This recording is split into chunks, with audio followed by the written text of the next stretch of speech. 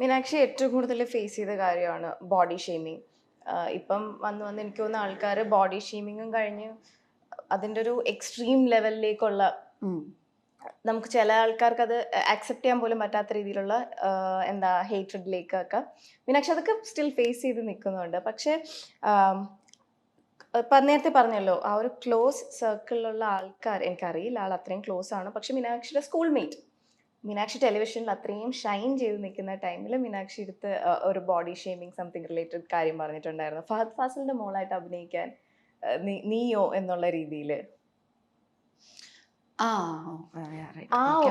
അതാ കേട്ട ടൈമിൽ മീനാക്ഷിക്ക് എന്താ ശരിക്കും തോന്നി? കാരണം അത്രയും നമ്മൾ നോക്കുമ്പോൾ ഓക്കെ, നമ്മൾ നമ്മുടെ ആഗ്രഹങ്ങളൊക്കെ സാധിച്ചെടുക്കുന്നു, ടെലിവിഷൻ സ്ക്രീനിൽ നമ്മളെ കാണുന്നു ആൾക്കാർ ഇപ്പം ബിഗ് സ്ക്രീനിലും കണ്ട്, ഐ മീൻ OTT കണ്ട് ഫഹദിന്റെ മോളായിട്ട് അഭിനയിച്ച ആ ഒരു ലെവലിൽ മീനാക്ഷി നിൽക്കുമ്പോൾ പെട്ടെന്ന് മീനാക്ഷിയുടെ ഫ്രണ്ട്, ലൈക് മീനാക്ഷിക്ക് വേണ്ടി ഹാപ്പി ആവേണ്ട വ്യക്തി, she was not my friend basically. Okay. She was just my like schoolmate, classmate പോലെ, schoolmate or something. മറന്നു. ആ ഒരു അതൊക്കെ ടൈമിൽ ഞാൻ മറന്നേ പോയി. അതാ ഞാൻ പറഞ്ഞു, എനിക്കൊക്കെ 100 കാര്യങ്ങളൊന്നും ആലോചിക്കാൻ വേണ്ടി ചെയ്യും, ആരാന്ന് പോലും ഞാൻ മറന്നു. ആ ഒരു ടൈമിൽ എന്തായിരുന്നു പെട്ടെന്ന് അത് കേട്ടപ്പോഴത്തേക്കും തോന്നിയത്? പുള്ളിക്കാരുടെ സംശയം എന്തായിരുന്നു, ഞാൻ ഫഹദിന്റെ മോളായിട്ട് ഞാനോ? അതെ, ഞാൻ. കണ്ടില്ലേ, കണ്ടപ്പോ സംശയമൊക്കെ മാറിയില്ലേ? എനിക്കതന്നെയല്ലോ എല്ലാവരുടെയും സംശയം, ഞാൻ ചെയ്യുന്നുണ്ടോ, അത് നീയോ? ആ, ഞാൻ കണ്ടില്ലായിരുന്നോ? അത്രേ ഉള്ളൂ. നിങ്ങൾക്ക് പല സംശയങ്ങളും ഉണ്ടാവും. ഐ മീൻ, പറ്റില്ല എന്ന് പറയുന്നവരോട് പറ്റും. Hey, like I have proved it. Actions വഴി എല്ലാം പ്രൂവ് ചെയ്ത് ആൾക്കാരുടെ ആ ഒരു നെഗറ്റീവ് ആയിട്ടുള്ള നോഷൻസ് എല്ലാം ബ്രേക്ക് ചെയ്ത് കൊടുത്തോണ്ടിരിക്കല്ലേ. അത് കിട്ടിയോന്നൊക്കെ. ആ, ഞാൻ സിനിമ കണ്ടില്ലായിരുന്നോ?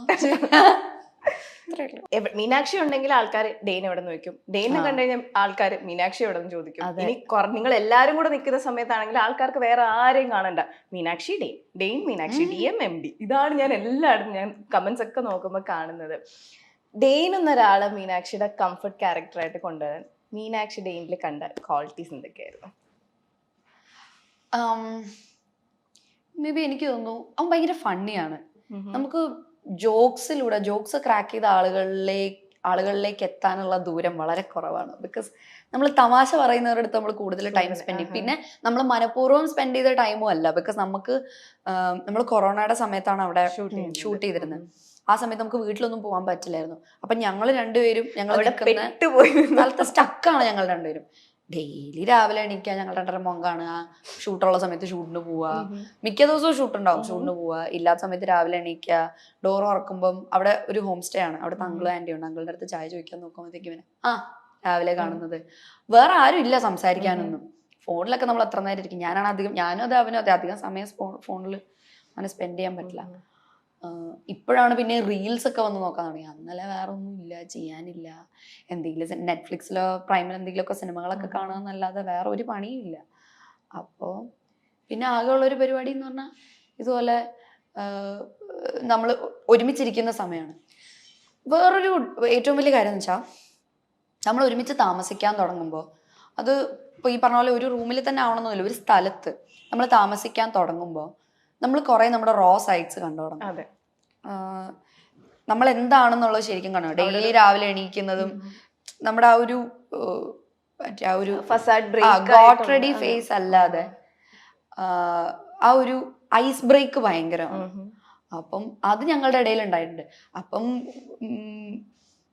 വി ഗോട്ട് ലൈക്ക് കുറേ plenty of time to spend. നമ്മൾ കുറെ കാര്യങ്ങൾ സംസാരിക്കും.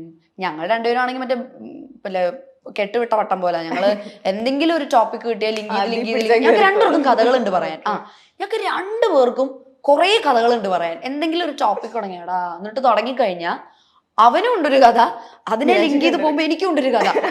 ഞങ്ങൾക്ക് രണ്ടുപേർക്കും കഥ പറച്ചില്ല. ഞങ്ങൾ രണ്ടുപേരും ഫുള്ളിരുന്ന് ഇങ്ങനെ പോയിക്കോളും. ഞങ്ങൾ കുറേ നേരമൊക്കെ സ്പെൻഡ് ചെയ്ത സമയങ്ങളുണ്ട് ഇങ്ങനെ വർത്താനം പറഞ്ഞു രണ്ടുപേർക്കും കുറെ ഉണ്ട് പറയാനായിട്ട്. അതുകൊണ്ട് അതാണ് ആ കംഫർട്ട് സോണിലേക്ക് വരാനുള്ള ഒരു കാരണം. ഡെയിനെ ആദ്യം കണ്ടപ്പോഴത്തേക്കും മീനാക്ഷിക്ക് തോന്നി ആ ഒരു ഫസ്റ്റ് ഇംപ്രഷൻ എന്തായിരുന്നു?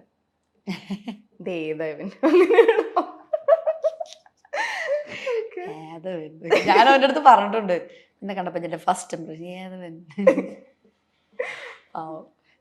അത് കഴിഞ്ഞിട്ട് ഞങ്ങള് നായികാനായികയിൽ സംസാരിച്ചപ്പോൾ ഇവനെന്തോ എന്നോട് പറഞ്ഞൊരു കാര്യം എനിക്ക് അത്ര എനിക്ക് അത്ര ഇതായില്ല. അത് ഞാനോട് അങ്ങനെ ഞങ്ങൾ പിന്നെ അധികം ഫ്രണ്ട്സ് ഒന്നും ആയിട്ടില്ല. ഇവൻ അങ്ങനെ നായികാനായികയിൽ കണ്ടസ്റ്റൻസിനോട് അധികം സംസാരിക്കില്ലായിരുന്നു. അത് കഴിഞ്ഞ് പിന്നെ ഉടൻപണത്തിൽ വന്നു കഴിഞ്ഞിട്ടാണ് എന്തായാലും സംസാരിക്കണമല്ലോ, കാരണം നമ്മൾ രണ്ട് മാത്രമേ ഉള്ളൂ. സംസാരിച്ചാണ് നമ്മൾ പറയില്ലേ, ഈ ആദ്യം നമുക്ക് കാണുമ്പോൾ അത്ര ഇൻട്രസ്റ്റിംഗ് അല്ലാത്ത പേഴ്സൺസ് പിന്നെ നമ്മുടെ ലൈഫിൽ ഭയങ്കര ഇമ്പോർട്ടൻ്റ് ആവും. അതുപോലെ ഡെയിനിൽ മീനാക്ഷിക്ക് ഏറ്റവും ഇഷ്ടമുള്ളൊരു കാര്യം, ഒട്ടും ഇഷ്ടമല്ലാത്തൊരു കാര്യം? ഇഷ്ടമുള്ള കാര്യം ഈ പറഞ്ഞ പോലെ he's a wonderful person to spend time with. ഭയങ്കര ഫണ്ണിയാണ്, ഭയങ്കര ജോക്ക് ക്രാക്ക് ചെയ്യാന്ന് പറയുന്ന ഒരാളുടെ ക്യാരക്ടറിലെ ഒരു ബോണസാണ് എന്നാണ് എനിക്ക് തോന്നുന്നത്. എനിക്ക് തമാശകൾ കേട്ടോണ്ടിരിക്കാനും ഭയങ്കര ഇഷ്ടം. അവൻ ഒത്തിരി തമാശകൾ പറയും. എന്തെങ്കിലുമൊക്കെ ഇപ്പം അബദ്ധങ്ങൾ ഉണ്ടെങ്കിൽ അവൻ സമ്മതിച്ചു തരും. അവന്റെ കുറവുകൾ അവൻ തമാശകളായിട്ടാണ് പറയുന്നത്, which is A great thing. Negative പറയാനാണെങ്കിൽ എനിക്കൊന്നും ആൾക്ക് പെട്ടെന്ന് ദേഷ്യം വരും. ഇച്ചിരി ഷോർട്ട് ടേം പാടാണ്. തിരിച്ചാണെങ്കിലോ, ഡെയിനിന് മീനാക്ഷിയിൽ ഇഷ്ടമുള്ള ഒരു കാര്യം, ഇഷ്ടമല്ലാത്തൊരു കാര്യം? എനിക്ക് തോന്നുന്നു എന്റെ വർത്താനം പറച്ചിൽ തന്നെ ആയിരിക്കും. ലൈക്ക് അവൻ എൻ്റെ അടുത്ത് പറഞ്ഞിട്ടുണ്ട്, ലൈക്ക് അവൻ ക്വാളിറ്റി ടൈം സ്പെൻഡ് ചെയ്ത് അവനും ഈ പറഞ്ഞ കണക്ക് ഡെയിനെ സംബന്ധിച്ചിടത്തോളം ഡെയിൻ്റെ ഇന്നർ സർക്കിളിലേക്ക് കയറാൻ കുറച്ച് പാടാണ്. അങ്ങനെ കയറിയിട്ടുള്ള ഒരാളാണ് ഞാൻ. അപ്പം എൻ്റെ അടുത്ത് അവനെ പറയാം, ക്വാളിറ്റി ടൈം സ്പെൻഡ് ചെയ്ത വിരലിലെണ്ണാവുന്ന കുറച്ച് ആളുകളിൽ ഒരാളാണ് ഞാൻ. ചെറുതും വലുതുമായ നിരവധി കഥാപാത്രങ്ങളിലൂടെ മലയാള സിനിമയിൽ നിറഞ്ഞു നിൽക്കുന്ന താരമാണ് മീനാക്ഷി രവീന്ദ്രൻ. അഭിപ്രായ പ്രകടനങ്ങൾ കൊണ്ടും മീനാക്ഷി ഇടയ്ക്കിടെ ആരാധകരെ ഞെട്ടിക്കാറുണ്ട്. പ്രേമലു എന്ന ചിത്രമാണ് മീനാക്ഷിയുടേതായി ഒടുവിൽ പുറത്തിറങ്ങിയിരിക്കുന്ന സിനിമ. ഇതിനിടയിൽ നിരവധി അഭിമുഖങ്ങളും മീനാക്ഷി നൽകിയിട്ടുണ്ട്. താൻ ഭയങ്കര സ്റ്റുഡിയസ് ആയിട്ടുള്ള ആളൊന്നുമല്ല, സ്കൂളിൽ പോയി പഠിച്ച് പത്രോസ് ആവാനൊന്നുമല്ല പോയിരുന്നത്, എൻജോയ് ചെയ്യാനായിരുന്നു താൻ പോയിരുന്നത്. താൻ ഇപ്പോഴും തൻ്റെ സ്കൂളിൽ പോകാറുണ്ട്. തൻ്റെ ടീച്ചേഴ്സുമായിട്ടും പ്രിൻസിപ്പലുമായിട്ടും ഒക്കെ കോണ്ടാക്റ്റ് ഉണ്ട്. താൻ അവരോടൊക്കെ ചാറ്റ് ചെയ്യാറുമുണ്ട്. താൻ LKGയിൽ പഠിക്കുമ്പോഴുള്ള തൻ്റെ പ്രണയത്തെ പറ്റിയും മീനാക്ഷി പറയുന്നുണ്ട്. അഖിൽ രവി എന്ന കുട്ടിയായിരുന്നു പ്രണയം. ആ പ്രണയം കഴിഞ്ഞിട്ട് തനിക്ക് തല്ലൊടിഞ്ഞ നേരമുണ്ടായിട്ടില്ല. അതുകൊണ്ട് പിന്നെ പ്രണയിക്കാൻ പറ്റിയില്ല. അഖിൽ രവിയോടുണ്ടായിരുന്നത് പ്രണയം എന്നൊന്നും പറയാൻ പറ്റില്ല. തനിക്കെന്ന് സുരേഷ് ഗോപി സാറിനോടുണ്ടായിരുന്നതായിരുന്നു ശരിക്കും പ്രണയം. അത് അങ്ങേരോട് പറയാൻ പറ്റിയില്ല എന്നും തമാശ രൂപേണ മീനാക്ഷി പറയുന്നുണ്ട്. ഡെയിൻ ഡേവിസും മീനാക്ഷിയുമാണ് നമുക്ക് മുന്നിലെ ഓൺ സ്ക്രീൻ കപ്പിൾസ് എന്ന് വേണമെങ്കിൽ പറയാം. കാരണം ഉടൻ പണം എന്ന പരിപാടിയിൽ ഇരുവരുടെയും കോംബോ എല്ലാവരും ഒരുപാട് എൻജോയ് ചെയ്തിട്ടുണ്ട്. എല്ലാവരും മിനി സ്ക്രീൻ പ്രേക്ഷകർ ഏറ്റെടുത്ത ഒരു കോംബോ തന്നെയായിരുന്നു ഡെയിൻ ഡേവിസിൻ്റെതും മീനാക്ഷിയുടേതും. ഇപ്പോൾ തങ്ങൾ തമ്മിലുള്ള അടുപ്പത്തെക്കുറിച്ച് തുറന്നു പറയുകയാണ് മീനാക്ഷി. എഡ്യൂക്കേഷൻ +2 കഴിഞ്ഞിട്ട് ആ ഡിപ്ലോമ എന്നുള്ള എഡ്യൂക്കേഷൻ അല്ലാതെ I don't have a degree. അത് it's the definitely education is like it's really important. പക്ഷെ എന്നാലും എനിക്ക് അതിന് മേലെ ഒരു എക്സ്പോഷർ ജോലിയിലൂടെ കിട്ടിയെന്നാണ് എനിക്ക് തോന്നുന്നത്. And I'm so happy that I could take care of my family like my age of 19, I guess. Yeah, 19. Yeah, at my age of 19. അത് എൻ്റെ പ്രായത്തിൽ എല്ലാവരും പഠിക്കുക സാർ. അപ്പോൾ എനിക്ക് ആ സമയത്ത് ഒരു 5 digit സാലറി വെച്ച്, ചെറിയ 5 digit സാലറി അല്ല, നല്ലൊരു 5 digit സാലറി വെച്ച് I could take care of my family. Sorry. ആ സമയത്ത് എൻ്റെ അച്ഛൻ റിട്ടയർ ആയിരുന്നു.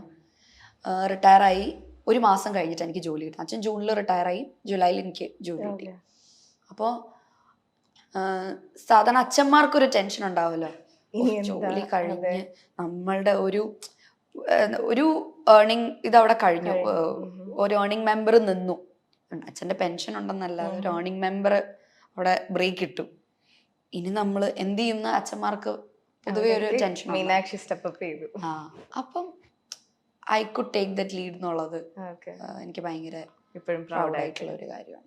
അന്ന് അത്രയും അതെനിക്ക് തോന്നുന്നു എൻ്റെ പേരൻസും ഭയങ്കര പ്രൗഡ് ആയിട്ടുള്ള ഒരു. ഉറപ്പായിട്ടും 19ാമത്തെ വയസ്സിൽ മോള് ഏൺ ചെയ്യുന്നു എന്നുള്ളത് അവർക്ക് പിന്നെ ഒരു ടെൻഷൻ ഇല്ലല്ലോ അവിടെ. ഓക്കെ, മോളുടെ ലൈഫ് സെറ്റിൽഡ് ആയി. പക്ഷെ അത്രയും ഫിനാൻഷ്യലി സ്റ്റേബിൾ ആയിട്ടും ഒരു സെക്യൂർഡ് ആയിട്ടുള്ള ജോബ് ഉണ്ടായിരുന്ന ടൈമിൽ അത് വേണ്ട, ഞാൻ എൻ്റെ പാഷൻ ഫോളോ ചെയ്യാന്ന് ആ ഒരു റിസ്ക് ഫാക്ടർ അവിടെ ഉണ്ടായിരുന്ന സമയത്ത് ആ ഒരു ചലഞ്ച് ഏറ്റെടുത്തല്ലോ. ആ ടൈം എങ്ങനെയായിരുന്നു? മീനാക്ഷിക്കല്ല, ചുറ്റിനുള്ളവർക്ക്. ചുറ്റിനുള്ള ഫാമിലി ആണെങ്കിൽ ഞാൻ സംസാരിച്ചു വീട്ടിൽ. അച്ഛൻ എന്തായാലും ഞാൻ ഇന്റർനാഷണൽ എയർലൈൻസ് എവിടെയെങ്കിലും പോകണം എന്ന് ആലോചിച്ച് നിൽക്കുമായിരുന്നു. അപ്പോൾ ഒരു ബ്രേക്ക് എടുക്കാം എന്നുള്ളൊരു പരിപാടി പിടിച്ചപ്പോൾ ഞാൻ അച്ഛനടുത്ത് ഇങ്ങനെ പറഞ്ഞു. ഞാൻ പറഞ്ഞു, അച്ഛൻ ഇങ്ങനെ ഞാൻ റിസൈൻ ചെയ്തോട്ടെ എന്ന് ഞാനിങ്ങനെ ചോദിച്ചു. അപ്പോൾ അച്ഛൻ ഇങ്ങനെ പറഞ്ഞു, ആ ചെയ്യണ്ടെന്നൊന്നും എൻ്റെ അടുത്ത് ഇതുവരെ പറഞ്ഞിട്ടില്ല. എൻ്റെ അടുത്ത് പറഞ്ഞത്, ആ ഉള്ളിൽ സംശയങ്ങൾ ഉണ്ടായിരുന്നിരിക്കാം കേട്ടോ, ഡെഫിനറ്റ്ലി. ഇത്രയും മറ്റേ സെക്യൂർഡ് ആയിട്ടുള്ള ഒരു ജോലി കളഞ്ഞ് നമ്മൾ തീരെ ഉറപ്പില്ലാത്തൊരു സ്ഥലത്തേക്ക് പോകുമ്പോൾ അവർക്കൊക്കെ എന്തായാലും ടെൻഷൻ ഉണ്ടാവും. അപ്പം എൻ്റെ അടുത്ത് അച്ഛൻ പക്ഷെ വേണ്ടാന്നൊന്നും പറഞ്ഞില്ല. ആ മോള് നോക്കിയിട്ട് ആലോചിച്ചിട്ട് ഇത്രേ പറഞ്ഞുള്ളൂ എൻ്റെ അടുത്ത്. ഞാൻ ആലോചിച്ചു ചെയ്തു. നല്ല ആലോചിച്ചെടുത്ത തീരുമാനമായിരുന്നു. ആലോചിച്ചെടുത്ത തീരുമാനമായിരുന്നു. ബിക്കോസ് എനിക്ക് അതുകൂടെ ഒന്ന് ട്രൈ ചെയ്യണം എന്നുണ്ടായിരുന്നു. ഈ പറഞ്ഞതുപോലെ എനിക്കൊന്നും അറിയില്ല എവിടെ നിന്ന് തുടങ്ങണം എന്നുള്ളത്. അപ്പൊ ഒരു തുടക്കം കിട്ടിയതാ. I thought ചുമ്മാ ഒന്ന് let's give it a try. Why not?